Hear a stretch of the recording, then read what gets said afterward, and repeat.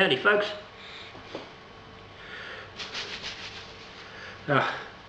Brew day on Extractaganza number 9. And that means this fella, Mangrove Jack's Irish Stout. Trying to process here. Now, going a little bit differently on this one. In all honesty, I'm getting a little bit bored, for want of a better word, with just taking the tins and just splitting them and doing, half batch of malt, half batch with decks, and ending up with this bloody massive batch of, or 2 batches of, what sometimes is ordinary beer. Thought about it, but no, it's time to bloody do something a little bit more with them. So I'm going to do half this batch as per the tin recommendation. So the tin recommendation, it says either a kilo of decks or 1.2 kilos of malt. So I'm just going to split them. I'm just going to go 500 grams of each. Throw that in. Now I'm going to ferment this with the kit yeast, just for something different.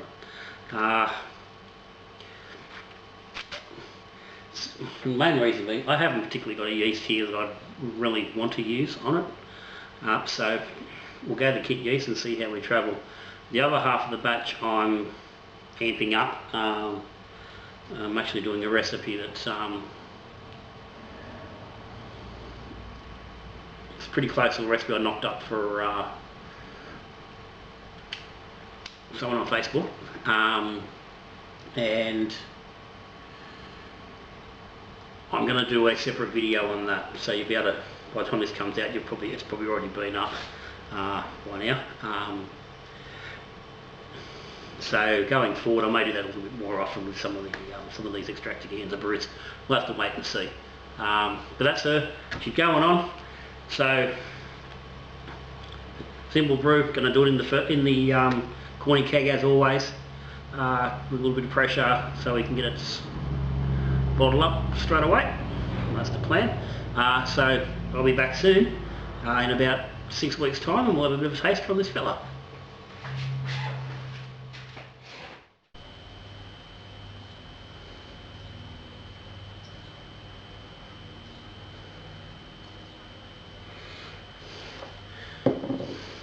Righto folks, tasting day on the Irish Stout. Now, that's the plain version. The Mangrove Jack's Irish Stout, I think it's the International Series. 250 grams of decks, 250 grams of light dry malt in that half. So the equivalent of 500 of each in a full batch. So 1 kilo of sugars, okay, did 2 packs of actual kit yeast in this beer. So the first of the kits I've actually done with kit yeast, and I used 2 packs.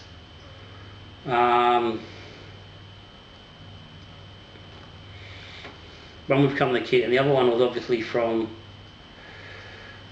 I don't know where it comes from. I haven't written exactly what kit yeast it was, but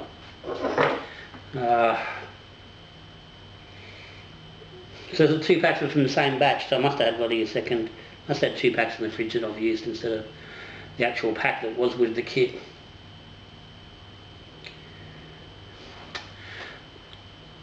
And that's her. She seems like she's got a little bit extra going on in the bottle. Original gravity was 1042. It finished at 1014, which was possibly a little high, which might be what's going on there. May have been just a little bit of extra in the bottle going on. Been getting that a bit lately.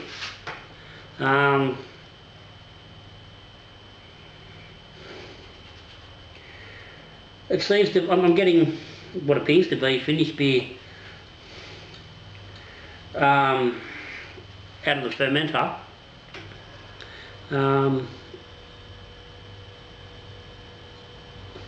But I've had a couple now where I think they seem to have finished a little bit high. or have continued to ferment a little bit in the bottle. But that's where we are now. I'm just going to find the actual recipe for the other half of this, which is that fella there. So I'll stick that in there so I can keep track of where we're at. Alright, and that's the amped up version. So this is the original version of extra dry malt, extra some extra dark malt, lactose, some maltodextrin, and some steep of some chocolate wheat, some medium crystal, and some roasted barley. As I discussed, this is basically a beer that I throw around a lot to people. That's a suggestion for brewing a kit-based stout. So that's her. This is the first run of the amped up beers for the Extractaganza, trying to make these kit beers a little bit, improving them, making them, more approachable and more drinkable. There's also some Sabro hops going with this as well. Brewed with Mangrove Jack's M15 Empire Ale. 1 packet dry. Original gravity was 1058, and it went in the keg at 1022. So it's actually finished at 4.7%, where this fella is 3.8%. So we've increased the alcohol by about 1%.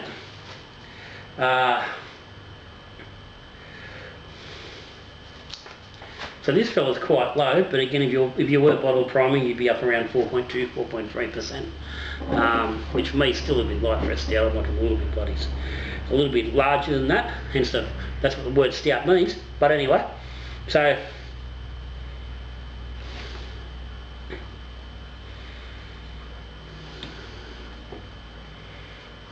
as I said, never actually brewed a stout myself, a kit stout. It's got that kit twangy nose, and that's come over the top of everything that's coming over any sort of stouty nose. That fella's got chocolate and coffee and some burnt notes. That's got really not a lot going on. It's fairly deep in colour with a good light behind it. There's some, you can just see through it. It's a bit reddish.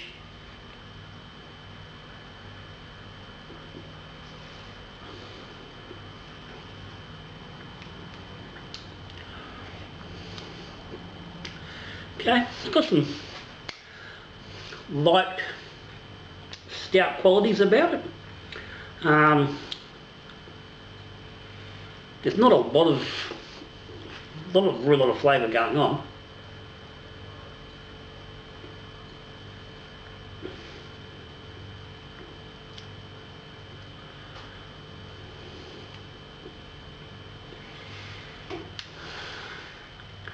There's no really noticeable twang. I think you'd have to look for it to find it. I think there's enough going on. It's not there, but there's not a lot of depth in the flavour. It's pretty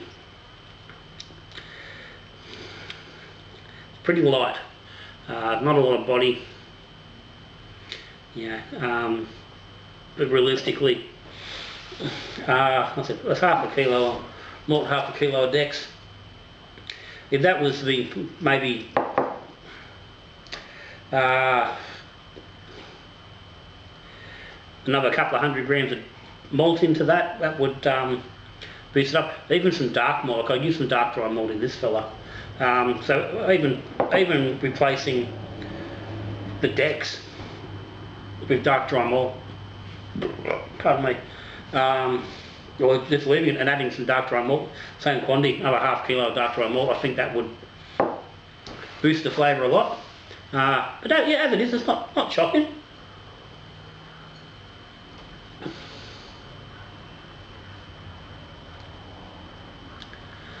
And I think a decent yeast wouldn't hurt either. But yeah, that's workable. I think that's something you can work from. Now this fella,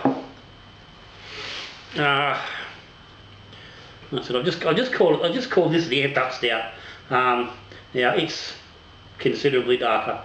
It's hard to even pick a colour around the edges. It is fairly dark.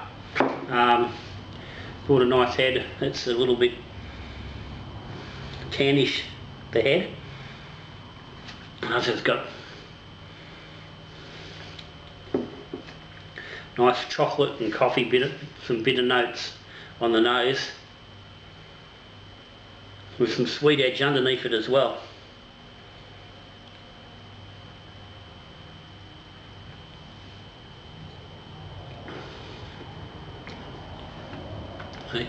And that's just a whole different world. And yeah, I get that. Yeah, the list of ingredients is this long as opposed to this. But it's nothing difficult. It's a simple process, and that's a far superior beer, and that's a very tasty drop.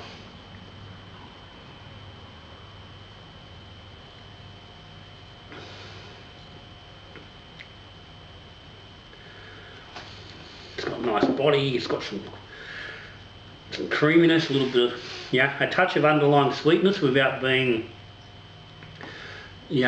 really noticeable. There's, I said, there's only a little bit of lactose in there, just enough. And that was just to help that body. And the maltodextrin's doing the same thing.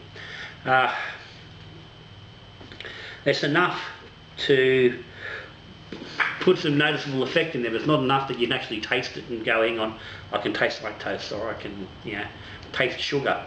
It's not. It's light and creamy. The malts have worked really well. Realistically could have done with a little bit more chocolate, but that would depend on exactly what you're trying to achieve. For me,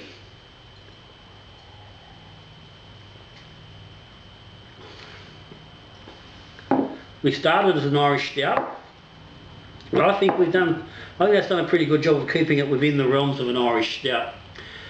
It's possibly a little sweeter than you'd really want for the style. It's sort of creeping. It's probably realistically be pushing into that sweet stout side, but it hasn't lost a lot of the character that you're looking for to start with. But you give that to anybody who drinks stout, and they're going to enjoy that.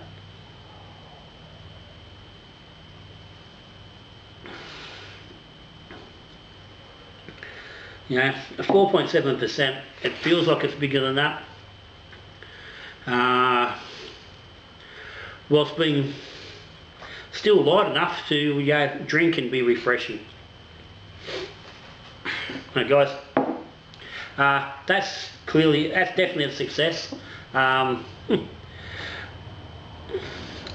really happy with that because this is such a the recipe and guidelines that I've given out so many times over the years. And as I said, I've had people send me this beer after they've brewed it, for me to try, in saying thank you for giving them the recipe, and see why it's a good beer. So it just does show that you can make a good beer, a really nice beer from a kit base, with just a little bit of extra effort.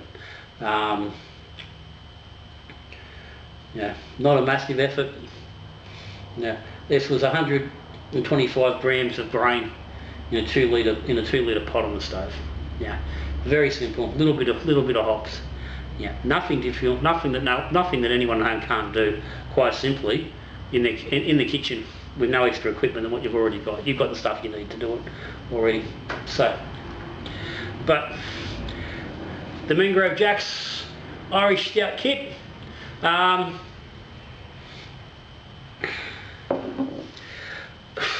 I'm going to give it a soft 4.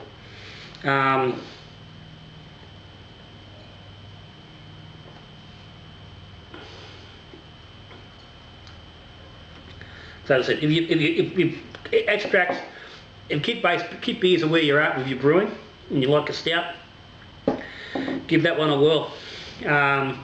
Just work on getting the malt up to get that body up a little bit, and just to bring the flavour up a tad. Because it's just a little light for the style, but that's all.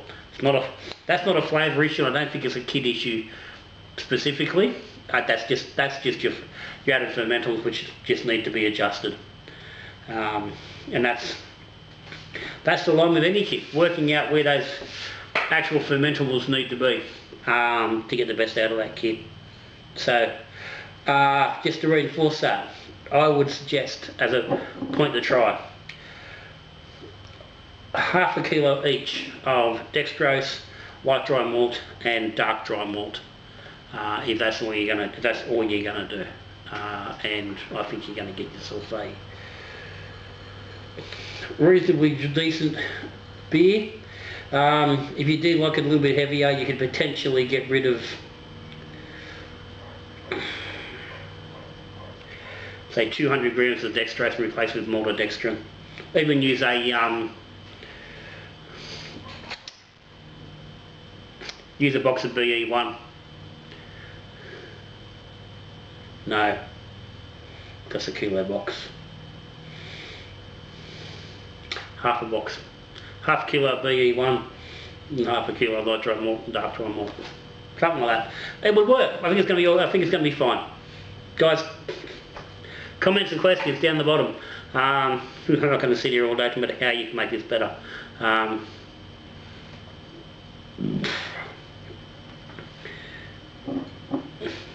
What do you do? What do you do for an extract stout? What do you add to it? What gets it ringing bells for you?